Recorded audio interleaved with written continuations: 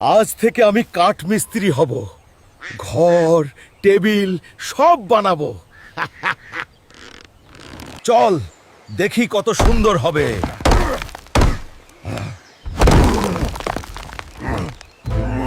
Hulk, তুমি কাঠ বানাও না, বরং নষ্ট করো। দেখো চেয়ারও উড়ে যাচ্ছে। এইবার ঠিক হবে।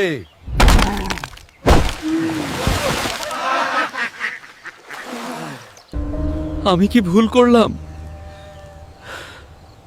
আমি তো শুধু সাহায্য করতে চেয়েছিলাম।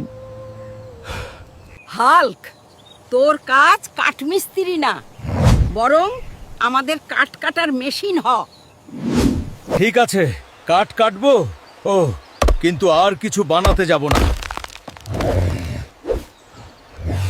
সবাই হাল্ক মামার পেজটা লাইক, শেয়ার আর ফলো করে দিও। নতুন নতুন ভিডিও আসতেছে।